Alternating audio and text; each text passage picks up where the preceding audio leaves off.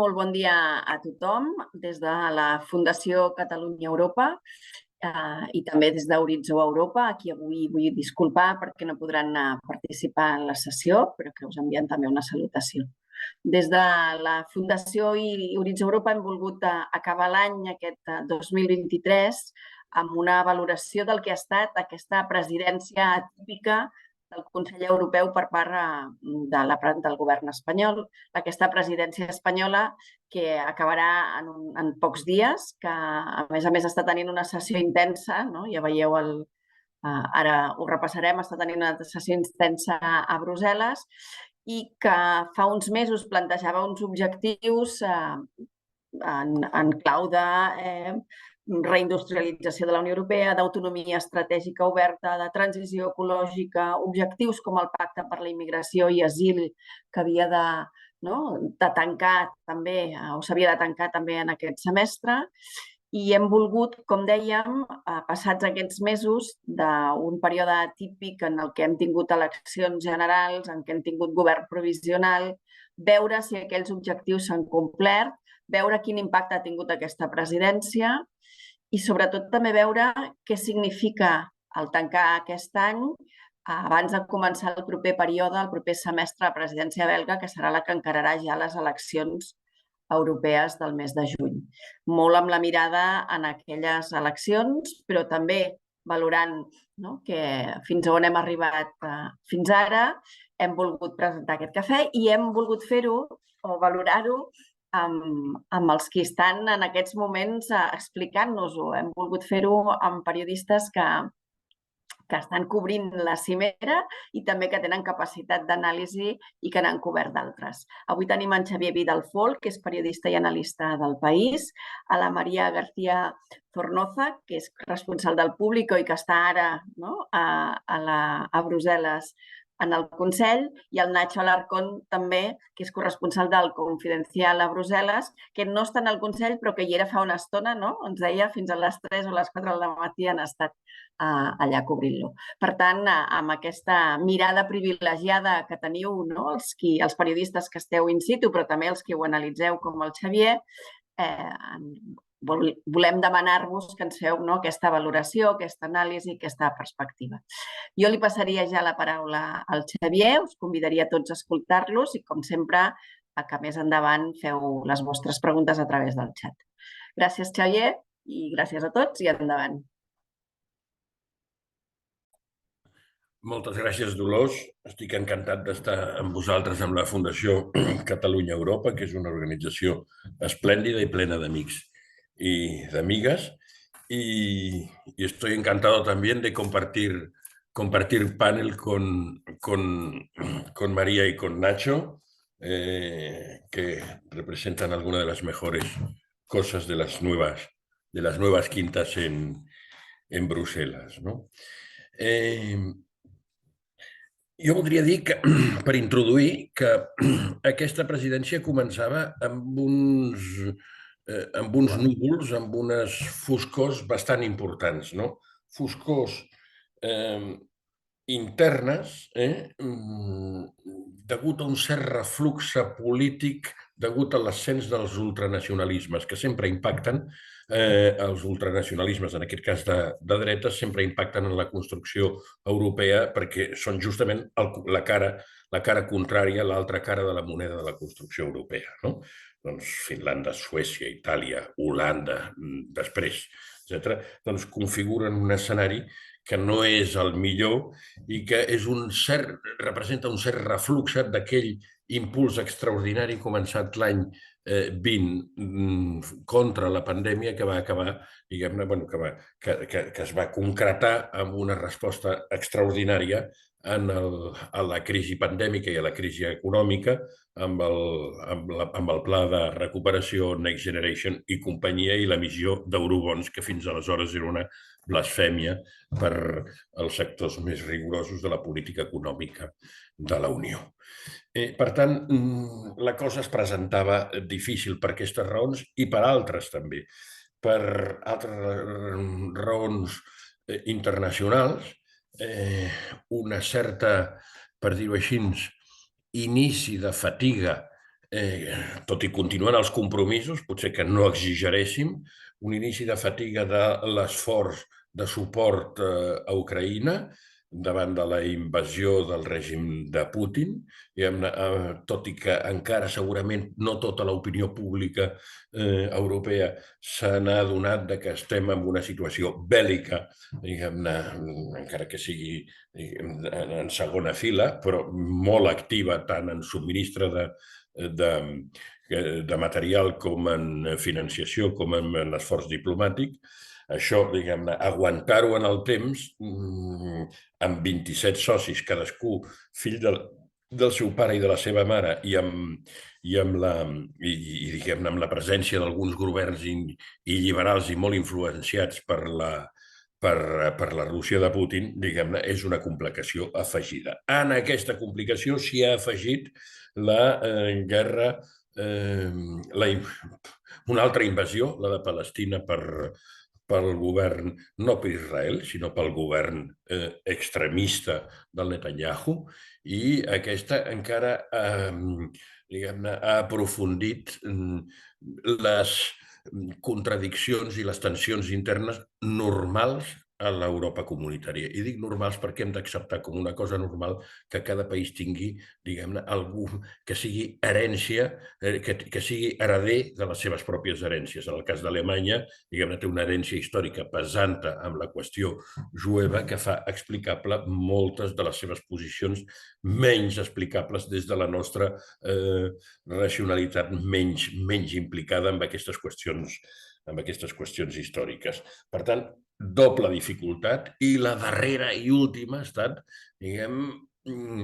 la situació del lideratge europeu, que, en França, amb un cert desconcert general sobre quin camí ha de prendre aquest país, no tant sobre la qüestió europea, però sí sobre el seu paper dintre de la Unió Europea i en el món, i Alemanya amb una tendència cap a l'estancament, si no recessió econòmica, darrerament amb aquests esdeveniments pressupostaris per culpa del Tribunal Constitucional de Karlsruhe, que, com sempre, ens ha donat bones notícies als europeistes, posant pedres en el camí, si no pedres, almenys xines, i si no pedres ni xines, bastants rocs. Bé, o sea, rocas en el camino.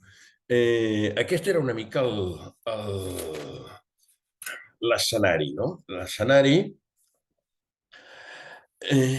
però em sembla que a dia d'avui ja podem dir que aquesta presidència, amb els seus clarobscurs, aquest semestre, està a punt d'acabar de forma positiva, no dic entusiàstica, però sí positiva, amb l'acord que María y Nacho, que habéis estado siguiendo al minuto y escribiendo para todos nosotros en el Consejo Europeo de Brussel·les de hoy, no? I crec que aquesta presidència serà, primer de tot, recordada per entendre'ns, final feliç de la decisió d'obrir les negociacions d'adhesió amb Ucraïna.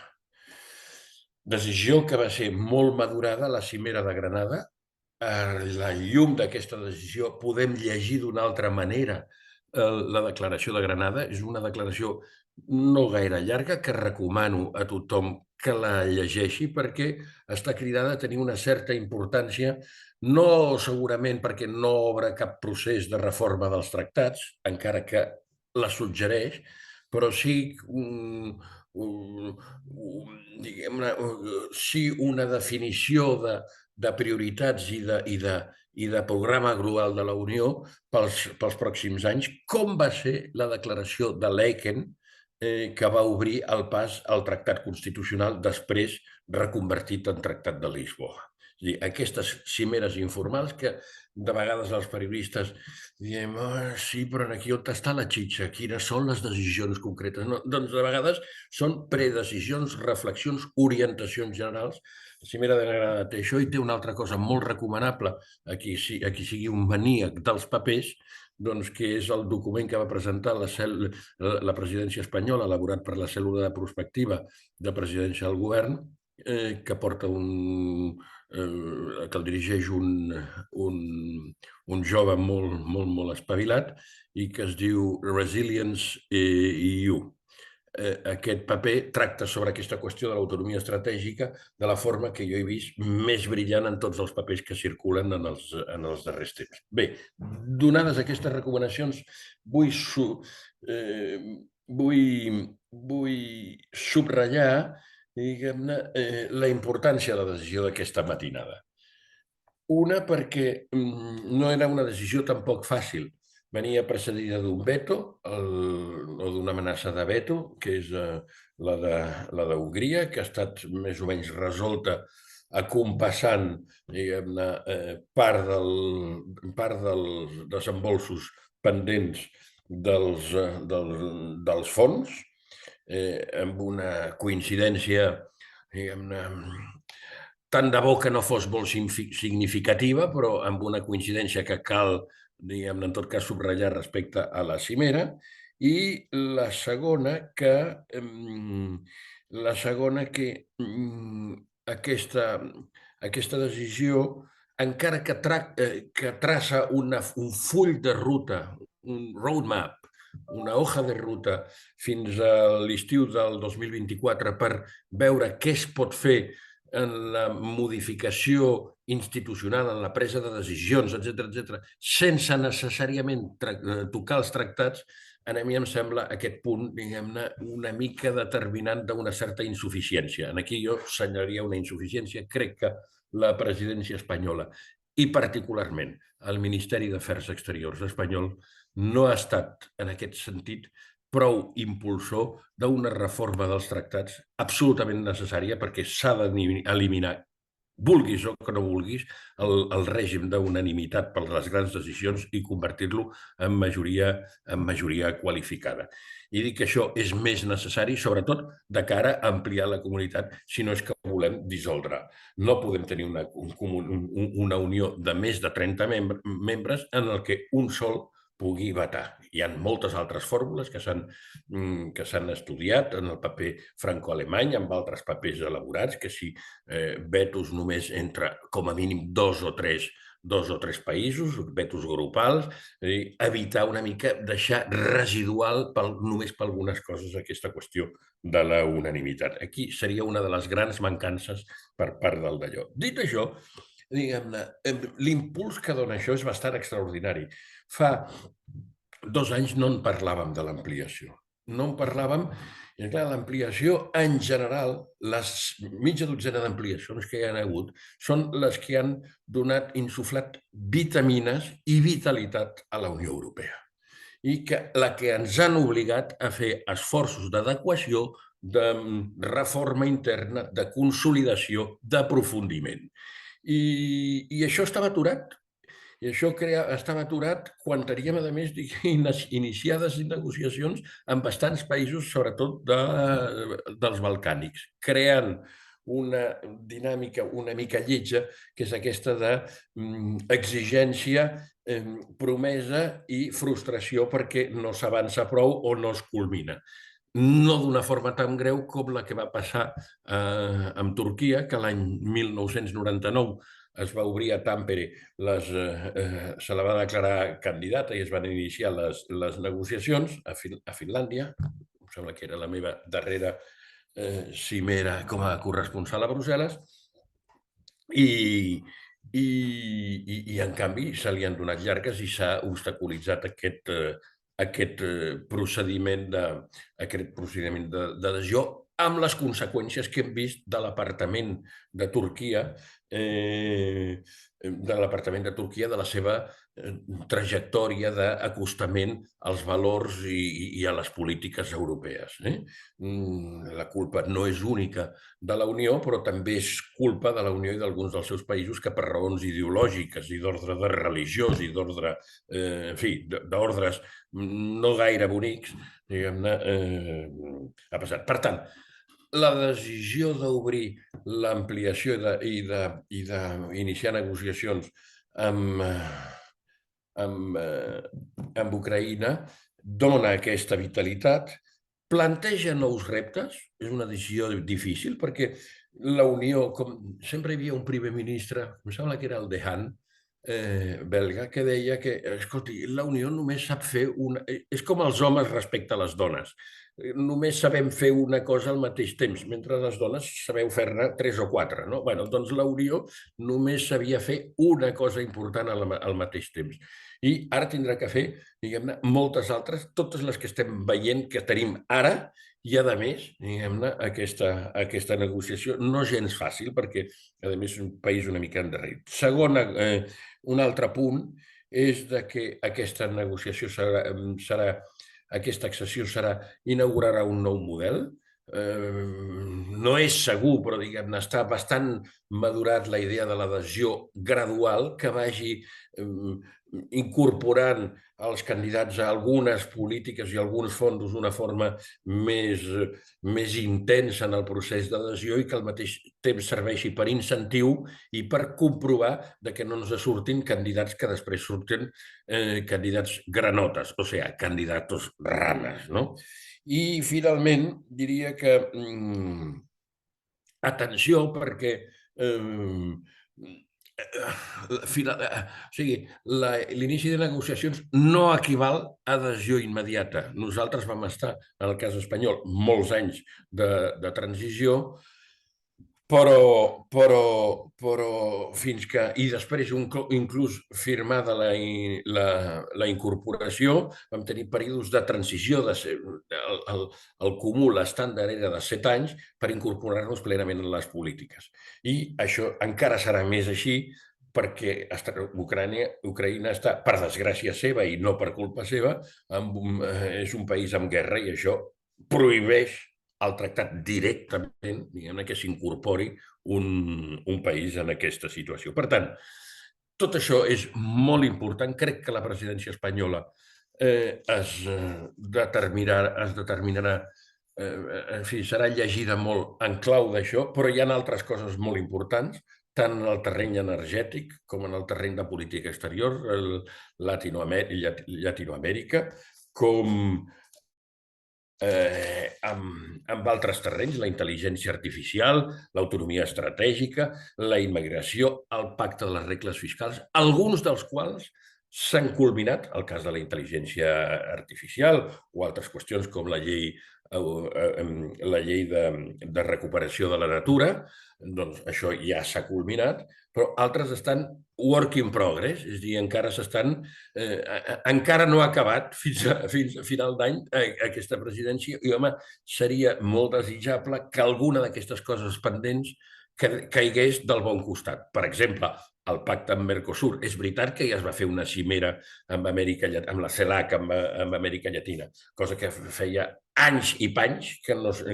És a dir, hem tornat a posar la qüestió latinoamericana, que és la regió europea, no perquè parli espanyol, sinó perquè, això també, sinó perquè és la regió del món que més s'assembla a la Unió Europea, amb totes les seves mancances, i per tant aquesta l'hem posat, però faltaria el broche final de l'acord amb Mercosur que tant per part d'Argentina com per part d'alguns socis més proteccionistes europeus se l'està obstaculitzant. I després, diguem-ne, la qüestió de la immigració i de les regles fiscals de la reforma del pacte d'estabilitat. Però segur que els companys María y Nacho darán sobre estas cuestiones más detalle. Yo me he limitado a abrir con un tema lanzadera el camino de la discusión que seguro que vosotros desarrollaréis brillantemente. Muchas gracias.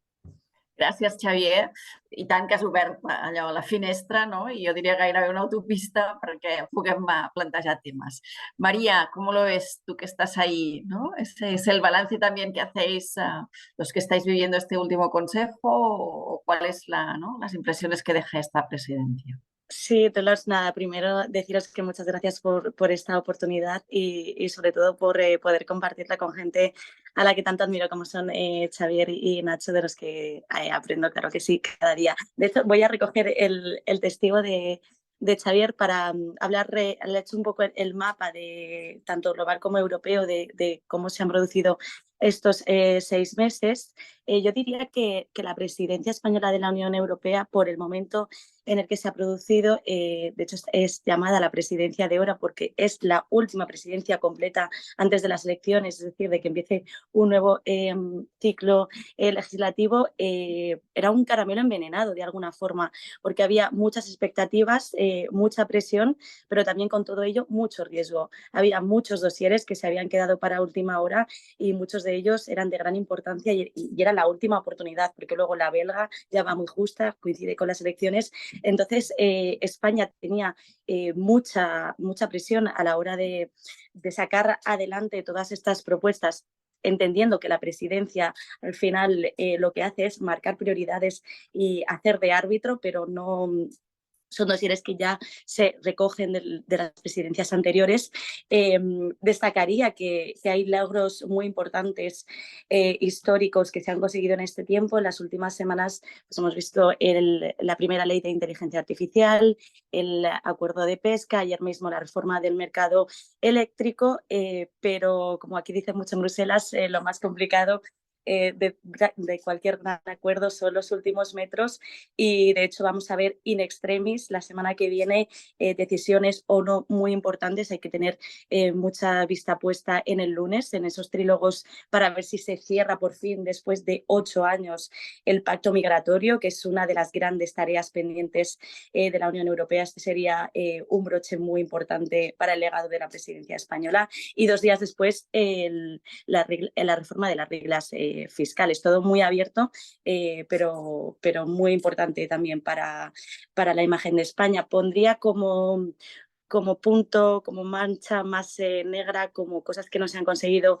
quizás el acuerdo de Mercosur, porque esta era una de las prioridades en materia exterior de la presidencia española. Se ha complicado a última hora, ya era muy complicado de por sí. La llegada de Milei a Argentina ha terminado de generarle mucha más incertidumbre a lo que va a ser ese pacto. Y diría también que no se habla tanto, pero sigue siendo muy importante. España tampoco ha conseguido desbloquear las negociaciones para culminar la primera ley, la primera directiva europea de violencia de género. Es un tema que durante la antigua legislatura y esta ha sido una de las prioridades del gobierno, pero aquí en Bruselas también por las oposiciones, no solo del este, sino el propio choque que tenían Francia y Alemania con ello, pues no ha sido capaz. También me gustaría subrayar en línea de lo que ha dicho Xavier. Ha sido una presidencia con un contexto internacional muy complejo y muy volátil. Y, por ejemplo, lo podemos ver desde el punto de vista de esta cumbre que se está desarrollando hoy y mañana aquí en Bruselas. Ayer la Unión Europea, de forma sorpresiva para al menos los que estamos aquí en la cumbre, pudo de alguna forma lanzar esa creatividad de la que tira algunas veces para desbloquear el veto de Víctor Orbán y dar luz verde a las conversaciones de adhesión para Ucrania. Esta era una prioridad muy importante para el propio presidente Sánchez, que inició, recordemos, la presidencia con un viaje a Kiev y la cierra de alguna forma con esta decisión histórica de apertura de negociaciones. Pero en el otro lado también hemos visto que al menos en esta cumbre o en esta presidencia, porque ya no da tiempo, no se van a desbloquear los 50.000 millones de euros para Ucrania. Se ha centrado mucho porque a nivel político, simbólico o incluso de la inyección de moral que va a suponer la apertura de adhesión es muy importante para la ciudadanía, para el ejército, para el liderazgo de Ucrania, pero no se puede infravalorar lo que supone también la asistencia financiera, porque el país está en riesgo de colapsar la estabilidad, la supervivencia financiera ya tan pronto como el próximo año, teniendo en cuenta cuenta que además en Estados Unidos el paquete de ayuda militar a Ucrania está bloqueado desde hace meses en el Congreso. Es una decisión muy importante, más en el corto plazo para Ucrania que incluso la adhesión. Por lo pronto ya sabemos, ayer, bueno, hace unas horas sabíamos que esta decisión no va a salir adelante en esta cumbre y que se celebrará una cumbre extraordinaria en enero. Y el otro acontecimiento global, porque esto ya sabíamos que estaba la guerra en Ucrania, ya llevaba casi un año y medio cuando España inició su andadura aquí con la batuta del Consejo, pero luego, 2 meses después, 3 en octubre, llegó la guerra en Oriente Próximo, que aquí en Europa lo que ha pasado es que ha habido como una cierta resignación y también de alguna forma ingenuidad en que el status quo durante décadas se iba a mantener en Tierra Santa, pero lo cierto es que era una olla a presión que al final ha explotado de la peor forma. La Unión Europea ha podido hacer, con lo difícil que es, porque es el tema en política exterior más complicado por las sensibilidades históricas que apuntaba Xavier que despierta, ha llegado a consumar una postura de mínimos con respecto a Israel y Palestina, que pasa por cosas tan básicas como pedir a Israel que respete el Estado el derecho internacional y pedir la protección de todos los civiles.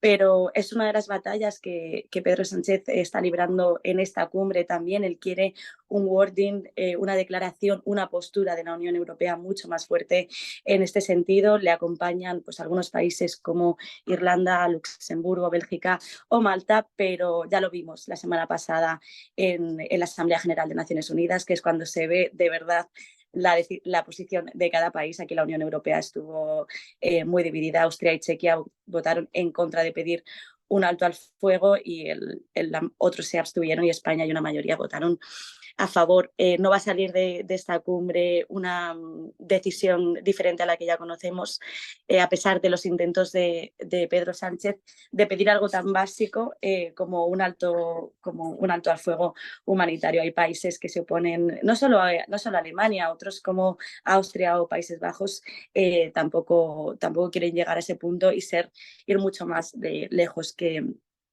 Estados Unidos. También enfatizar la parte de que yo creo que ha hecho un flaco favor a la imagen de España llegar a esta presidencia con el Consejo General del Poder Judicial bloqueado durante 5 años. Es una cosa que independientemente de lo mucho que se haya politizado y polarizado por parte también de la oposición aquí en Bruselas, es un tema que preocupa y muchísimo, no solo de ahora, sino cada vez más a la Comisión Europea y lo vamos a ver en el próximo informe del Estado de Derecho con todavía más contundencia. De fondo de todas estas decisiones del debate europeo, creo que tampoco ha hecho mucho bien a la imagen de España esa polarización social y política que se ha trasladado del nivel nacional a la Unión Europea. Muchas veces hemos visto que el Parlamento Europeo algunas veces ha sido de alguna forma una extensión casi del Congreso de los Diputados y eso te lo reconocen aquí, en Bruselas, eurodiputados, funcionarios. Es verdad que cada país al final tiene sus sensibilidades nacionales, pero creo que con el caso de España es donde más se nota y hemos llegado a casi profesionalizar esto, creando un poco de hartazgo y de cansancio. Como creo que vamos así más de tiempo, yo le paso la batuta a Nacho, que creo que por lo que lo conozco va a ser un poco más duro que yo y encantada de responder a las preguntas. Gracias, María. Nacho, pues María ya te ha pasado el testigo, o sea que cuando quieras. Bueno, muchas gracias a la Fundación, a Oritzo también, evidentemente a Xavier y a María, ¿no? Y también a todos los asistentes que están aquí aguantando esta conversación sobre Europa. Del último punto de lo que ha dicho María, es muy interesante que durante muchos años estuvimos esperando la creación, ¿no?, de un demos europeo, ¿no?, una conversación, una europeización del debate nacional con cosas como esta. Es decir, hablando más de Europa también a nivel local, regional y nacional. Y hemos acabado de alguna manera con una nacionalización del debate europeo, ¿no? O sea, nos ha salido completamente al revés. O sea, hay todavía, obviamente, hay esperanza, pero es verdad que lo que hemos visto, por ejemplo, esta semana en Estrasburgo, una muestra de que cada vez más los temas nacionales llegan a Bruselas, ¿no? Yo al llegar un poco el último ya se había dado toda la visión de panorámica de Europa y de la situación global que comparto. María ha bajado al detalle muy bien. Entonces yo me voy a centrar un poco en el tema de la presidencia desde el punto de vista casi más técnico, ¿no? Lo primero es comprender que desde 2009 la presidencia ha cambiado por completo, ¿no? Es decir, cuando se introduce el Tratado de Lisboa, la presidencia cambia su naturaleza, cambian sus competencias, cambia todo, pero no cambia la sensación de los Estados miembros de que es algo muy importante. Es súper importante. Esto va a cambiar todo. Yo durante estos 6 meses voy a poder cambiar Europa y demás y tal, y traigo aquí mis prioridades. Ya en realidad no es así, no funciona así, no sirve para eso, es muy importante, pero en realidad, y ahí lo ha explicado muy bien Xavier y también lo ha explicado muy bien María, gran parte de si se recuerda o no se recuerda una presidencia pasa por qué eventos históricos te caen, ¿no? Entonces, la presidencia alemana le cayó, al caerle el coronavirus, se tuvieron que comer ellos los eurobonos, esos que siempre se habían estado oponiendo. A Francia, que le gusta más hablar de pistolas que vamos, le cae la guerra de Alemania justo cuando tenía pensado una cumbre en Versalles sobre defensa. Muchas veces el timing pues te ayuda mucho, ¿no? A nosotros, ¿en qué nos ha ayudado? Bueno, en que en un momento en el que tenemos que buscar nuevos aliados, en el que hemos entendido que las dependencias estratégicas de China no eran buenas, aparece la presidencia española en un momento en el que la Comisión Europea ya llevaba tiempo interesándose por América Latina, con lo cual les viene de cara y todo encaja, ¿no? Entonces, depende en gran medida de qué está ocurriendo durante tu semestre, pero la realidad es que las competencias ya de esa presidencia han quedado muy limitadas, ¿no? Y sin embargo, aún así, las presidencias hacen esta cosa que a mí me parece muy bonita, que es presentar sus prioridades, ¿no? Y entonces, pues a principio del semestre, la presidencia española presentó sus prioridades. Y me hace gracia porque cuando las repasas, ¿no? Tenemos la reindustrialización de Europa. No dependía de la presidencia española, y en gran medida pues depende de medidas de la Comisión Europea y sobre todo, menos mal que no depende de la presidencia europea, porque si tuviéramos que mirar a ver si se ha ayudado o no se ha ayudado en este sentido, la nota sería muy negativa, porque lo que estamos viendo es todavía más ayudas de Estado de Alemania. Estamos reindustrializando Alemania, muy bien, pero Europa no lo sabemos si también, ¿no? La transición verde y digital, pues sí, en esto de España, sobre todo en la parte del mercado eléctrico, ha estado siempre liderando, especialmente en los últimos 2 años, con lo cual bien. En América Latina, efectivamente, como decíamos, era esta prioridad española, y la cumbre UE-CELAC, que era la primera en 8 años, pues salió bien. Y sobre unidad europea, bueno, una cosa así un poco gaseosa, ¿no?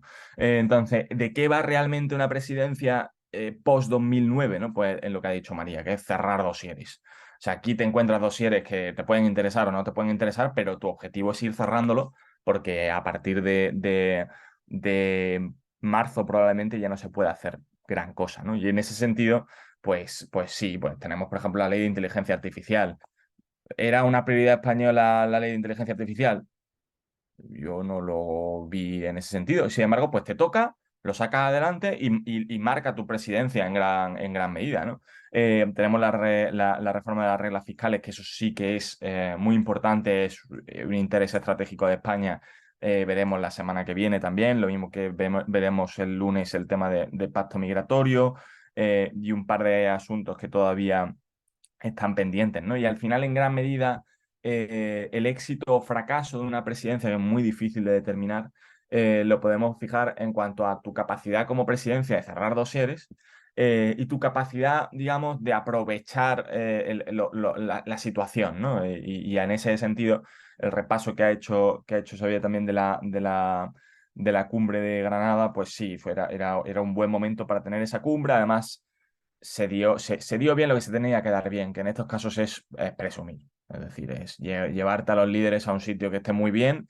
No será porque yo soy de Granada, pero es verdad que llevártelos a la Alhambra allí, pasearlos, tal cual, parece mentira. Pero esa diplomacia blanda, pues en gran medida también depende de la imagen que deje la presidencia, pues en gran medida depende de ese tipo de cosas así, ¿no? Y por lo demás, sería fantástico haber visto por ser un poco em, poner un punto también negativo. A lo que me refiero es que creo que si queremos dar una relevancia a la presidencia del Consejo de la Unión Europea, lo que tendríamos que ver es si de esta presidencia va a salir una España más activa en Europa o no. Porque España como Estado miembro es un decision taker, lo ha sido desde hace muchos años. eh, y sin embargo, bueno, una presidencia te obliga a ponerte en posición de un decision maker porque tienes que cerrar acuerdos, porque tienes que negociar, porque tienes que moverte, hablar con todo el mundo. Entonces, lo bueno que podría tener esta presidencia es eso, porque la realidad es que esto es una guerra continua. O sea, aquí la cuestión es que se presta atención a Bruselas durante los últimos 6 meses porque ha sido la presidencia española, pero como sabe Xavier, como sabe María, esta es una guerra cada día. Y aquí hay correperes, que son las reuniones de embajadores representantes permanentes, pues cada 2, 3 días. Y tú lo que tienes que estar es activo a todos esos niveles, a nivel de expertos, a nivel de correper, a nivel de ministros, a nivel de funcionarios españoles que haya por ahí que puedas conseguir que reflejen bien tus intereses nacionales. Y en esto España suspende de una forma clamorosa. Si esto ayuda a que haya esta generación de funcionarios, de diplomáticos, de técnicos que han cogido esta presidencia y que se han encontrado con una presidencia eso muy difícil porque era la de final de mandato y demás, y ha ayudado a forjar, digamos, hay una pequeña generación que nos ayuden luego en el día a día. Eso sería el gran legado real de la presidencia, más allá de las cosas que no están en tu control, porque, o bien porque ya no son competencia tuya como presidencia, bien porque sencillamente son eventos históricos que llegan, pero que tú no puedes controlar. Esto sí que se puede controlar, ¿no? Entonces sería interesante ver si de aquí va a salir una evolución de ese papel de España como decision taker, si vamos a ver a una España más activa, que sepa defender mejor sus intereses nacionales, que en sentido estratégico, quiero decir, porque por ejemplo la ampliación. A mí me hace mucha gracia el tema de la ampliación, porque puedes tener o sea, España es por defecto pro ampliación, pero no hay debate nacional sobre lo que implica la ampliación hacia Ucrania. Es brutal. O sea, la ampliación a Ucrania es un terremoto que, bueno, comparable al del 2004 o no sé si mayor, pero desde luego está ahí. Y sin embargo, bueno, pues como esa actitud de decision taker de España, de bueno, nosotros lo que nos viene de Europa, pues vale, pues lo vamos a aceptar, impide tener un debate abierto sobre, oye, ¿esto realmente nos interesa? O sea, no nos vamos a oponer porque efectivamente hay una cuestión política de fondo de dar apoyo, de aquí hay un país agredido y una visión de Europa que tenemos que mantener, pero en realidad, ¿tenemos claro si esto nos interesa o no? Por temas de PAC, por temas de fondos de cohesión, por temas de 40 millones de habitantes en un Estado miembro del este que hace que gire todavía más el eje de la Unión Europea hacia el este. ¿Te interesa o no? Bueno, no hay este debate porque muchas veces eso, la actitud de España como Estado miembro es yo voy a estar con el consenso, ¿no? Que es lo que siempre nos dicen los diplomáticos aquí, los otros dos periodistas lo han escuchado 1000 veces de una manera u otra, es nosotros estamos con el consenso, no vamos a bloquear nada, no vamos... Y bueno, y lo que nos llega desde arriba lo aceptamos y poco más, ¿no? Entonces, si la presidencia ayuda a que España tenga más claro cuál es su visión sobre los temas en general, pues será una muy buena noticia. Especialmente, por ejemplo, en este asunto que estaba entre las prioridades y que yo decía, bueno, a ver si cuando termine la presidencia tenemos un poco más claro que es el tema de la autonomía estratégica abierta, que se repetía mucho y nadie ha llegado a concretarlo. Es verdad que ahora tenemos la presidencia ha sacado el informe de prospectiva, hay algo más, ¿no? Pero bueno, sería muy bueno que España participara más en estos debates más activamente para también defender los intereses del Estado miembro, de todas sus regiones, y que queden bien reflejados a nivel europeo. Así que yo creo que eso será difícil ver por ahora. Yo diría que la presidencia ha ido bien, o sea, ha sido correcta, pero es lo que decíamos al principio de la legislatura, lo escribíamos mucho, que era, o sea, al principio de la legislatura, al principio del semestre, que era, esto es mucho más normal de lo que evidentemente un gobierno, todos los gobiernos, no este, es decir, el belga lo va a hacer, lo hizo Francia, quieren hacer ver que esto es súper importante. Pero esto es súper importante porque como lo hagan mal, montan un pifostio en el Consejo, o sea, se bloquea todo, aquello es un desastre. Entonces, cuando hay una muy mala presidencia se nota mucho. Cuando hay una muy buena presidencia sencillamente no se nota nada, porque ese es el objetivo, que las cosas fluyan. Y es una cuestión muy técnica, muy de que la máquina se engrase, ¿no? Entonces, en ese sentido, yo creo que la máquina está engrasada, yo creo que se han sacado los dosieres, por mucho que evidentemente se quiera montar ruido al respecto de si ha sido un fracaso, si no sé qué. La presidencia ha funcionado bien. Obviamente no va a cambiar Europa, pero ha funcionado bien. Y ya os digo, a mí me parece lo más interesante será ver si esto genera un cambio, digamos, en esa dinámica de España o no. Y aquí lo dejo para dejar algo de tiempo para preguntas. Muy bien, gracias Nacho, gracias a los tres. Y como veo que no se animan mucho con las preguntas, yo sí tengo varias preguntas por haceros, o sea que empezaré con las mías y luego a ver si los compañeros se animan. De hecho, hemos estado hablando las compañeras mientras vosotros hablabais, haciendo, ¿no? Elaborando preguntas que nos gustaría saber. Una es sobre el caso de la ampliación, la adhesión de Ucrania y Moldavia. Hablaba ahora Nacho, ¿no? Xavi hablaba de la importancia que eso tiene y ¿no? María también lo ha explicado y Nacho hablaba de decir, bueno, pero eso lo hemos hablado, ¿no? Y un poco para que podáis detallar un poco más qué significa ese inicio de conversaciones, ¿no? Algunos ya decíais, bueno, eso es el inicio, pero eso no tiene por qué acabar bien o no tiene por qué acabar, ¿no? Tenemos el ejemplo de lo que ocurrió con Turquía, por ejemplo, pero también de lo que pasó con España y Grecia. Es decir, que hay, ¿no? La posibilidad de abrir conversaciones, abrimos y a ver qué pasa, qué calendarios tendría eso o cuál es el calendario que se ambiciona, porque a lo mejor se quiere una adhesión de estas rápidas, porque es una manera, lo decías tú, Nacho, política de abordar una cuestión que es la cuestión rusa más que la cuestión ucraniana, ¿no?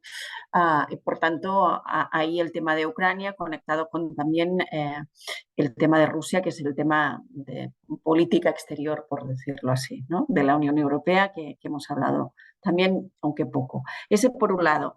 Y el otro, un hilo muy interesante que me ha parecido, ¿no? Que también todos tres habéis tocado un poco, que es esa relación de la política interior, política europea, ¿no? Es decir, María hablaba del cierto hartazgo del llevarnos la política española o ¿no? la polarización española en sede europea, que en mayor o menor medida todos los estados hacen, pero probablemente, ¿no? En el caso español, en el último periodo, los últimos años, ha sido de una forma más intensa.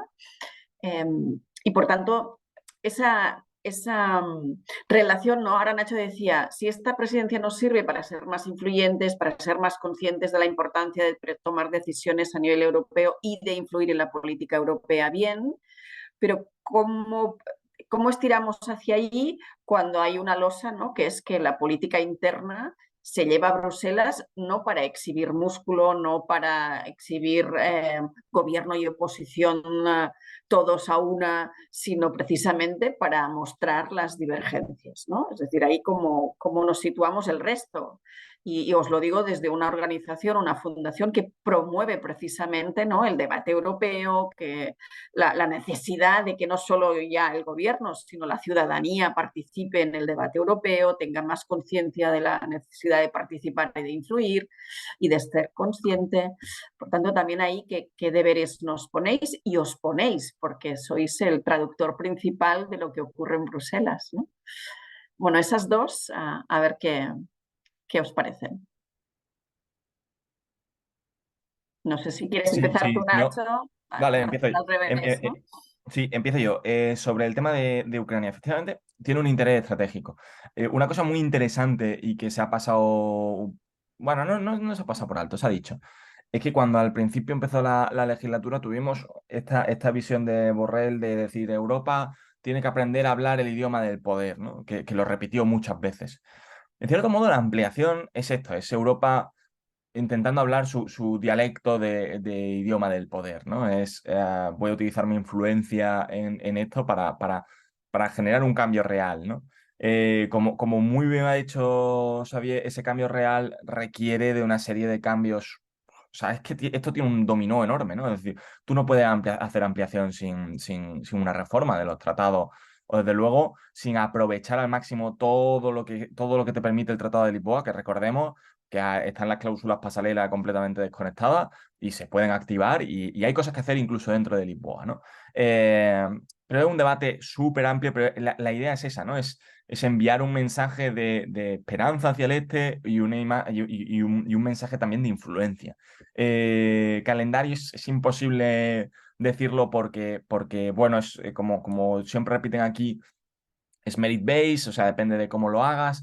¿Te interesa rápido? O sea, es que lo curioso es que en realidad, a puerta cerrada, pues diplomáticos, técnicos, María y Xavier estoy seguro que también lo escuchan. Bueno, María seguro porque lo hemos escuchado, yo creo que juntos.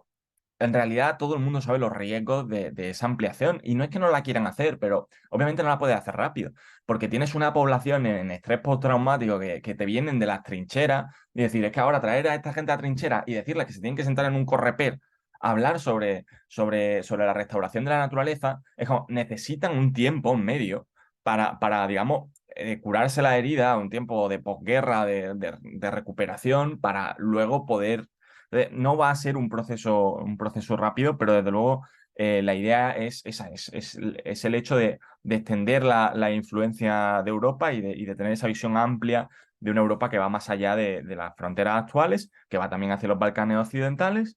Y luego eso, como la estructura, que yo creo que ahí es donde realmente está la partida, ¿no? Porque es la manera de ampliar sin esos efectos colaterales muy negativos de los que hablábamos, ¿no? Que es, oye, nos interesa que nos pueda salir un Orbán, nos interesa que nos pueda salir otro país que podamos tener problemas como hemos tenido con Polonia, como tenemos con Hungría, como tenemos con Eslovaquia. Y respecto a la relación de política nacional y política europea, es muy interesante que al final eh, para España, por ejemplo, la visión de Europa sería fundamental, porque con el problema el problema, el reto territorial que tiene España, Europa es clave, pero no por nada, sino porque es una casa común. Y esto cuando hablas con gente es obvio que Europa juega un papel fundamental porque incluso incluso desde una perspectiva madrileña, y digo madrileña desde el Estado central, Europa juega un papel fundamental porque es tu manera de estructurar una nueva visión del Estado más allá de la visión del siglo XVIII y XIX de España como Estado-nación único. Europa juega un papel fundamental en eso. Y sin embargo, pues no se explora, pero porque hay una pasividad absoluta respecto a qué piensa realmente España sobre Europa, ¿no? Y algo que no tiene por qué ser no tiene por qué ser malo, que es esa vinculación entre la política nacional y la política europea, porque al final estamos en Europa y es imposible que esa vinculación no se haga, pues acaba convirtiéndose en algo negativo porque efectivamente lo que hacemos es exportar una ruptura total de los puentes a nivel nacional, pues lo trasladamos aquí y claro, o sea, la imagen que se traslada. O sea, España es imposible que influya en Europa porque cada ventana, cada oportunidad que tenemos, la tenemos que dedicar o a pelearnos públicamente, como ocurrió en el Pleno esta semana, en vez de hablar sobre una visión de Europa fue básicamente a navajazo limpio, y porque cuando se tiene oportunidad de hablar con un comisario, un partido lo que lleva es sus quejas, el gobierno lleva sus justificaciones, sus tal, y estamos todo el rato hablando de política interna. Y aquí no hablamos de lo que realmente te juegan, ¿no? Entonces, no soy optimista. Es obvio que ha habido una mejora respecto con este gobierno en muchas ocasiones por el simple hecho de tener un presidente del gobierno que hable inglés y que sea capaz de mantener relaciones normales con otros líderes. Pero esto necesita una estrategia más estructural, o sea, de una visión más integral para poder sacarle provecho al sitio en el que están, ¿no? Que al fin y al cabo es Europa y no pensarte que esto siempre lo decimos como ejemplo, no pensarte que como te han invitado a la fiesta y tú estás en una esquina diciendo, bueno, me han invitado a la fiesta, pero en realidad yo no debería estar aquí. No voy a hablar, voy a intentar no hacer ruido, voy a estar en una esquina porque como se den cuenta de que estoy aquí, me echan. Que es como España muchas veces actúa en Europa. Es como yo me voy a sentar aquí en esta esquina comiendo risqueto en plan y mi Fanta yo aquí, mientras que el resto de la fiesta están los polacos que llevan aquí 3 días allí subidos a una mesa marcando el ritmo, otros tacos. Este es un despiporre y nosotros estamos allí en una esquina así. Entonces, claro. Pues luego cuando se toman las decisiones, para ti te toca comértelas, ¿no? Entonces creo que hace falta un poquito de, sí, evidentemente exagerando, pero creo que hace falta un poquito más de sangre en ese sentido y ojalá que la presidencia cambie eso, pero desde luego, desde el ámbito de la política nacional yo no tengo demasiada esperanza en que estas dinámicas cambien. Vale, gracias Nacho. A María y a Xavier les pido también que puedan contestar estas preguntas y también añado, ¿no? Porque ha habido un par de preguntas que un poco van en direcciones similares. Una que en el caso de Ucrania además nos pregunta si aceptará Hungría pagar su parte de la factura, ¿no? Estos 50.000 millones de euros o si tendrán que repartirse entre el resto de 26. Y sobre este último tema que hablaba Nacho, ¿no? Agustín nos pregunta si favorece a España precisamente trasladar estas divergencias internas a la Unión Europea, si mejora en algo la imagen de partidos o de sus intereses el hecho de hacerlo. Y en el tema de la justicia, ¿no? Si es positivo, me imagino que lo dice en clave irónica, ¿no? Que se confunda con Hungría y Polonia la situación de la justicia española. Un poco van, ¿no? Las dos preguntas también en añadir en lo que os preguntábamos y con eso os pediría, ¿no? Bueno, que terminéis vuestras intervenciones. No sé si quieres tú, María, y después cierras tú, Xavier. Sí, yo recogiendo el testigo de Nacho diría, él hablaba de una fiesta, yo siempre he comparado a España a la Unión Europea como el alumno que aventajado de la clase, pero muy tímido, no levanta la mano por propia vergüenza y yo creo que España no está a la altura muchas veces del peso que tiene como país. También va en mano no solo de la política, creo que se entremezcla también con la percepción que tenemos de cómo somos europeístas. Y somos europeístas en España por convicción, pero por muy poca crítica. Creo que hace falta como subir el debate, no dar todo por sentado, no estar de acuerdo siempre con todo, que es una cosa que nos la dicen en todas las reuniones, siempre con el consenso y muchas veces el consenso pasa por el eje franco-alemán y siempre estamos de acuerdo con lo que nos marcan y nos cuesta mucho marcar una línea. Solo lo hemos hecho en cuestiones muy puntuales, se me viene a la cabeza, por ejemplo, pues la cuestión de Gibraltar, pero porque no queda otro remedio. Sobre lo que decíamos de la adhesión a Ucrania, no hay calendarios. Ucrania, días después de la guerra, lo primero que hizo fue solicitar una adhesión express a la Unión Europea. Eso no va a pasar. Eso no va a pasar. Nadie aquí en la Unión Europea, por muchos mensajes que se lancen políticamente de la necesidad de acelerar las adhesiones, es un proceso muy complejo. Y sobre todo hay mucho en juego, porque hablamos de los deberes que tiene que hacer Ucrania. Una de las razones que argumentaba Orbán para oponerse a la apertura de negociaciones era que decía que era uno de los países más corruptos del mundo.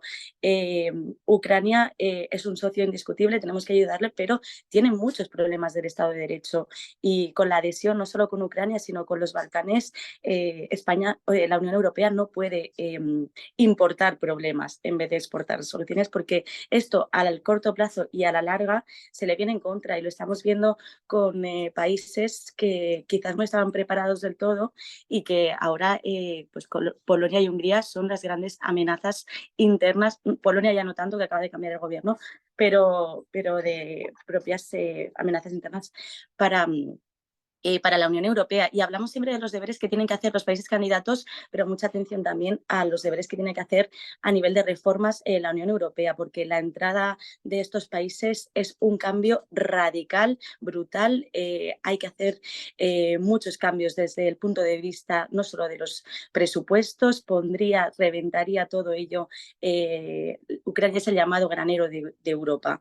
Eso para la repercusión dentro de la PAC, para agricultores españoles, franceses, sería brutal. Había que reinventarla. Y a nivel de la toma de decisiones, estamos hablando aquí cómo cuesta tanto sudor y lágrimas, incluso poner una S, acordar una S en las conclusiones a nivel de los 27.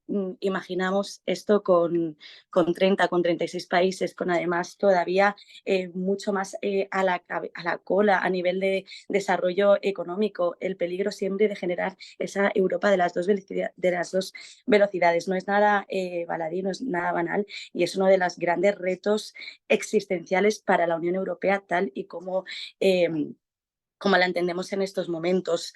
Sobre calendarios, aquí solo Charles Michel se ha atrevido a poner una fecha que es el 2030, pero es verdad que nadie, yo creo, que se va a atrever a decir fechas para no generar frustración también, porque al final lo que hemos visto con países como Turquía es que puedes estar... La media de estos procesos de negociación son 10 años, no es una cosa que se haga de la noche a la mañana. Si Orbán va a levantar o no el veto a los 50.000 millones de Ucrania, me encantaría saberlo, porque si ayer descubrí algo tras 7 años aquí en Bruselas es la capacidad de sorpresa que te pueden dar una cumbre europea. Yo no era nada optimista con la apertura de negociaciones de adhesión. Finalmente se encontró una fórmula que fue que Orbán desapareciese de la reunión justamente en el momento de la votación, entonces hubo unanimidad, pero también creo que era una decisión un poco más fácil a la hora de tomar y a la hora de vender para la ciudadanía húngara, porque es una patada hacia adelante, es como abrimos negociaciones, ya veremos lo que pasa, pero hablar de dinero fresco, de dinero que tiene que poner Hungría personalmente para ayudar a Ucrania es otro punto, y no tengo tan claro que vayas a ser tan fácil convencer a Orbán en este sentido. Y le cedo el testigo a Xavier.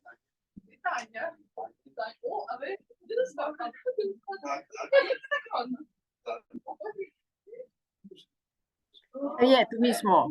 Y terminaremos contigo, porque os recuerdo que antes de terminar os presentamos también una lectura, un libro, ¿no? Relacionado con todo lo que hemos estado hablando. Xavier.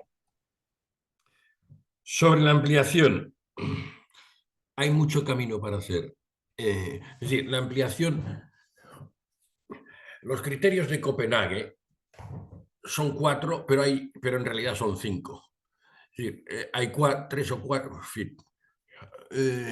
Hay varios que son sobre la capacidad de adaptarse a la economía y a las instituciones y a los valores europeos de los estados candidatos. Y el último, la capacidad que nunca se habla, es el de la capacidad de absorción de la Unión para eso. Para eso tienes que agilizar la toma de decisiones y agilizar las instituciones.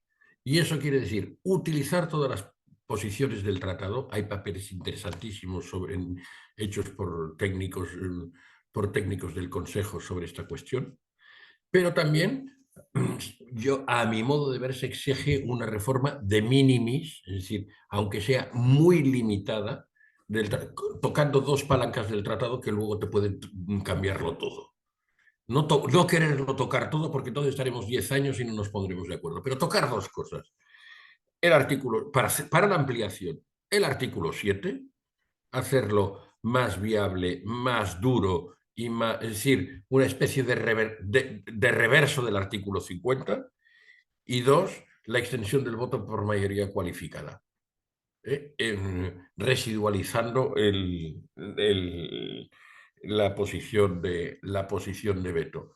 Con esto, las pasarelas, las cooperaciones reforzadas, todo lo que hemos aprendido de cómo se ha utilizado el tratado en la pandemia y en la guerra de Kiev. Recuerdo que, digamos, las competencias sobre sanidad, sobre salud pública, que se incorporaron en el Tratado de Ámsterdam, precisamente a iniciativa de España, eran unas competencias un poco de chichirabo, es decir, aquellas de acompañamiento, y se hizo una política de compra, de promoción, de vacunación, de simultaneidad, etcétera, etcétera, extraordinaria, aprovechando las propias posibilidades del tratado. Pero creo que ahora serían insuficientes. Sobre, sobre los intereses generales y los intereses de España. Ahora, en realidad, coinciden bastante los intereses de España con los intereses de la Unión. Entre otras cosas, porque España es bastante un caleidoscopio, la economía española, de lo que es la economía europea.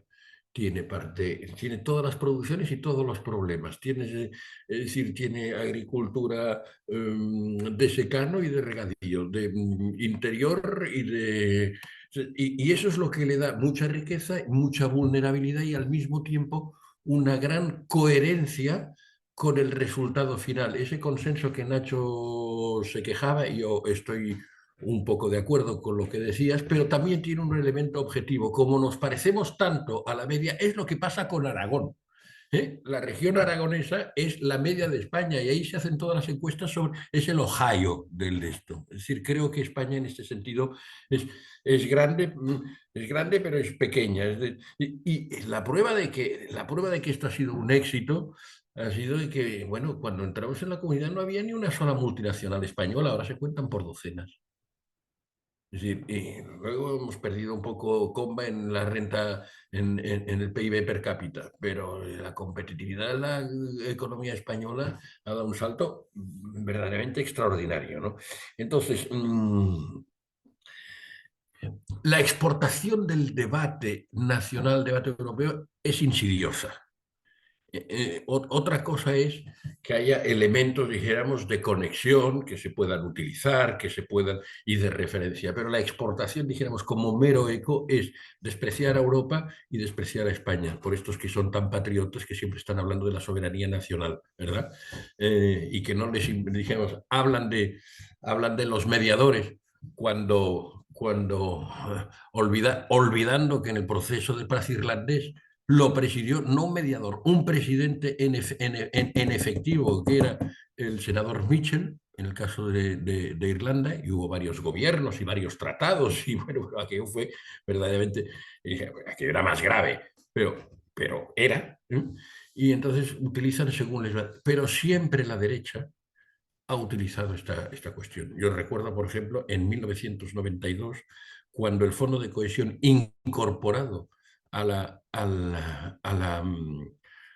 al Tratado de Maastricht, a sugerencia de España y con apoyo de Delors y de los alemanes, de Helmut Kohl, una derecha democrática, eh, mm, mm, había que dotarlo a ese fondo de cohesión. Mientras el presidente del gobierno, a la sazón, Felipe González, estaba en Edimburgo en esa discusión, el jefe de la oposición, que se llamaba, era un tal José María Aznar, digamos, estaba haciendo declaraciones en España diciendo: España es una pedigüeña y no vamos a hacer de pedigüeños. En un momento en que era absolutamente necesario, porque el tema del Fondo de Cohesión compensaba, digamos, a las regiones más industriales avanzadas que estaban, por ejemplo, Cataluña, por ejemplo, Asturias, por ejemplo, el País Vasco, que tenían, digamos, paro interno digamos, y obsolescencia de una parte de su régimen productivo, era la manera también de compensarlas frente a, digamos, a las regiones que... De, compensarlas mínimamente. Era importante eso también para la cohesión española, ¿no? La única diferencia es que hemos pasado de la derecha a a una derecha ideologizada por influencia y contaminación de la ultraderecha. Esa es la diferencia de intensidad y por tanto es peligroso. Y yo creo que eso, sobre todo para los patriotas españoles y no para los que no somos más que patriotas de la humanidad, digamos, es muy importante. Sería muy importante repensar un poco si tienen que lavar toda la ropa sucia fuera. Hombre, por favor, alguna camiseta sí, pero no toda, por favor de los favores, ¿no? Última cosa.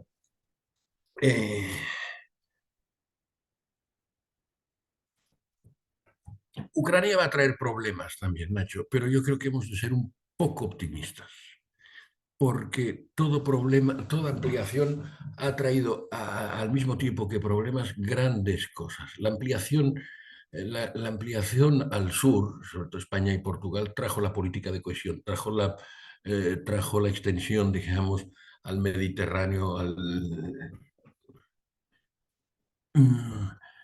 se exigiría un poquito más de exigencia en la línea de lo que decíais, de insistir también un poco más, no en los intereses nacionales en españoles, en la aportación de la sensibilidad española es decir, la política con Mercosur se daba unos meses después de que yo llegara, empezó en un proyecto del comisario Manuel Marín, el 20 de octubre de 1994, justo cuando fue mi primera noticia en Bruselas. Extraordinario.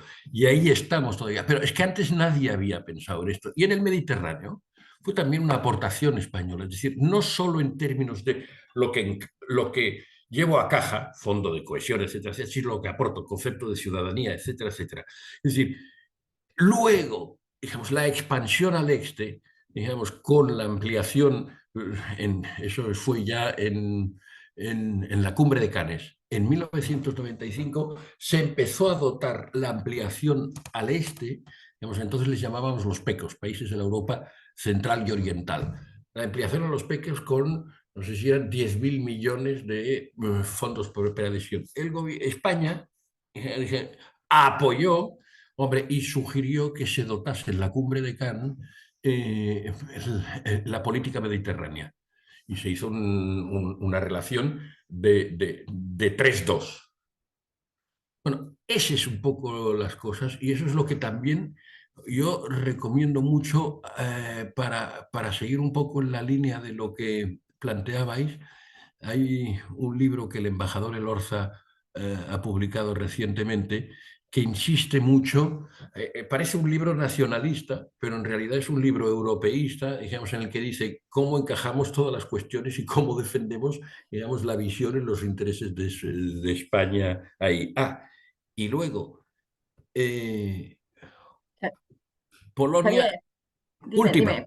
Sí, Polonia y Ucrania, en el momento del ingreso de Polonia, tenían el mismo PIB per cápita. Ahora Polonia lo triplica al ucranio. Quiere decir que cuando la lluvia europea sobre secano es más eficaz que sobre terreno húmedo. Incluso más eficaz. Ya lo era sobre España, pues en el caso polaco todavía más. Y eso no quiere decir que no haya problemas. Gracias. Gracias, Xavier.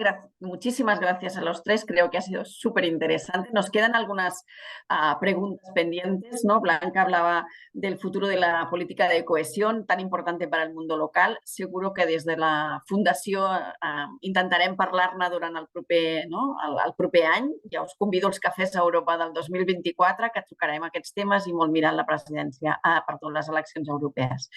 Abans bueno, primero quería daros las gracias por la participación. Antes de iros, ahora Xavier hablaba de un libro, el de Elorza. Nosotros queremos acabar siempre también este Café Europa con la recomendación de un libro.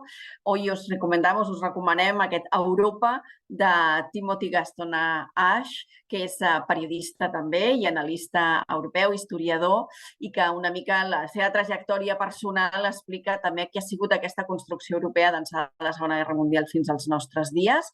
Per tant, sabeu-la, no llegiu, la llibreria ens proporciona una lectura recomanada al voltant del tema del Cafè Europa i no hem volgut deixar de fer-ho. Per tant, amb això res més. Moltíssimes gràcies de nou a tots tres, a tots vosaltres per compartir aquest darrer cafè de l'any 2023 i ens veiem en els Cafès Europa de l'any 2024 amb tots uns nous temes i amb moltíssimes ganes d'entomar el vostre repte, que és traducir la política europea a la ciudadanía y a las organizaciones para que seamos un poco más proactivos, un poco más activos y una voz crítica, pero una voz importante en la Unión Europea. Muchísimas gracias. Muchas gracias. Gracias, Dolor, y gracias a todos. Gracias a todos.